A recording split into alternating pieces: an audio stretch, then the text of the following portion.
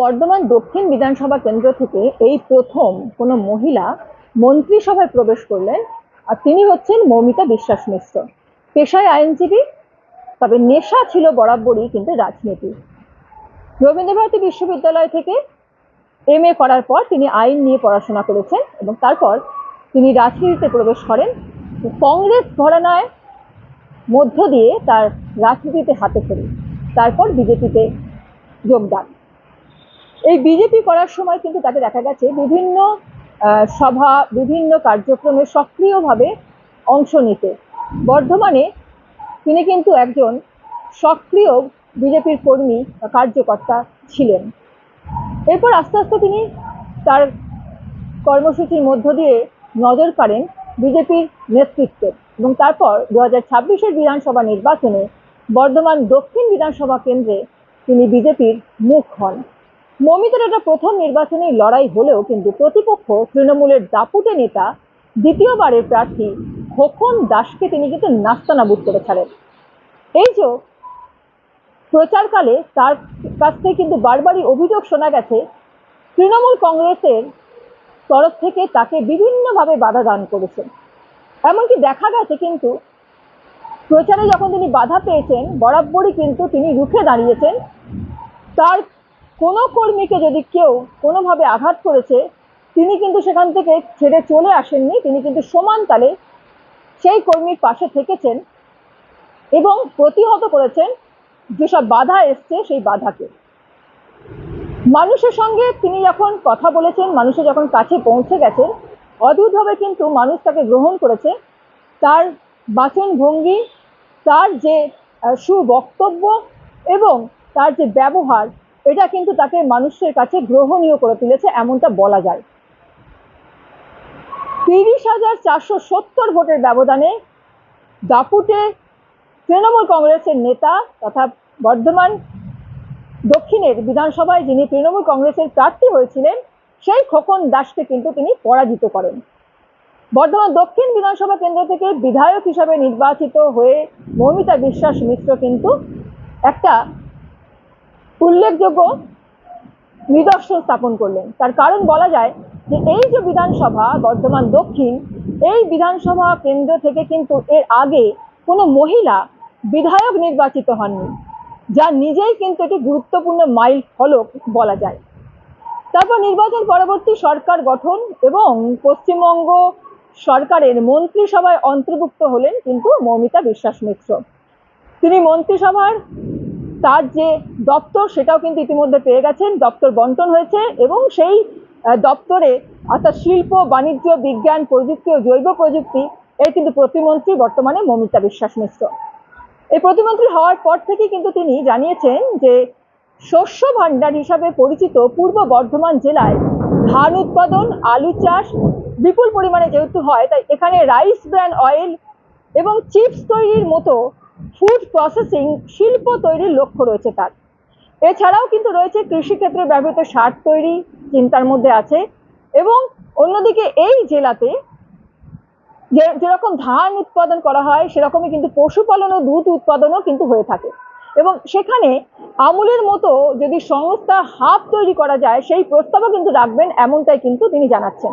তো একদিকে সংসার ধর্ম পালন, যেখানে স্বামী রয়েছেন, এক সন্তান রয়েছে, সে স্কুল পড়ুয়া, সেই দিকে সংসার ধর্ম পালন করার পাশাপাশি যেখানে স্বামী হচ্ছেন চিকিৎসক, তিনিও খুব ব্যস্ত থাকেন, তাই ছেলেকে যথেষ্টই নজরে রাখা এবং তার পড়াশোনার তাকে খেয়াল রাখা। অন্যদিকে কিন্তু রাজনীতি, এই সব কিছুই কিন্তু সুনিপুণতার সাথে বলা যায় সমান তালে কিন্তু নিজের যে দায়িত্ব সেই দায়িত্ব কিন্তু তিনি পালন করছেন এবং সেই দায়িত্ব পালন করেই কিন্তু তিনি মানুষের জনসেবায় নিজেকে নিয়োজিত করেছেন। পেশায় আইনজীবী, তবে নেশা ছিল বরাবরই কিন্তু রাজনীতি। রবীন্দ্রভারতী বিশ্ববিদ্যালয় থেকে MA করার পর তিনি আইন নিয়ে পড়াশোনা করেছেন এবং তারপর তিনি রাজনীতিতে প্রবেশ করেন। কংগ্রেস ঘরানায় মধ্য দিয়ে তার রাজনীতিতে হাতে খড়ি, তারপর বিজেপিতে যোগদান। এই বিজেপি করার সময় কিন্তু তাকে দেখা গেছে বিভিন্ন সভা, বিভিন্ন কার্যক্রমে সক্রিয়ভাবে অংশ নিতে। বর্ধমানে তিনি কিন্তু একজন সক্রিয় বিজেপির কর্মী বা কার্যকর্তা ছিলেন। এরপর আস্তে আস্তে তিনি তার কর্মসূচির মধ্য দিয়ে নজর কাড়েন বিজেপির নেতৃত্বের, এবং তারপর 2026-এর বিধানসভা নির্বাচনে বর্ধমান দক্ষিণ বিধানসভা কেন্দ্রে তিনি বিজেপির মুখ হন।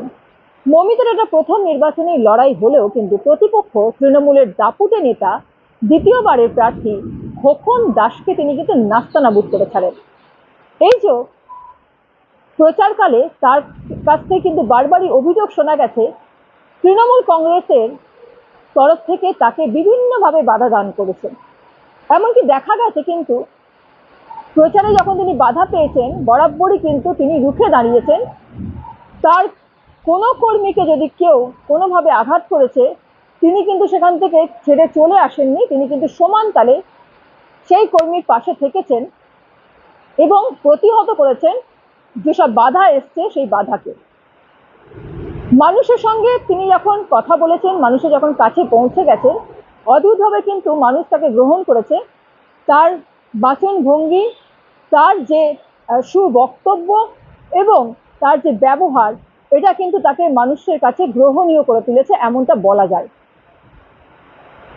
30,470 ভোটের ব্যবধানে দাপুটে তৃণমূল কংগ্রেসের নেতা তথা বর্ধমান দক্ষিণের বিধানসভায় যিনি তৃণমূল কংগ্রেসের প্রার্থী হয়েছিলেন সেই খোকন দাসকে কিন্তু তিনি পরাজিত করেন।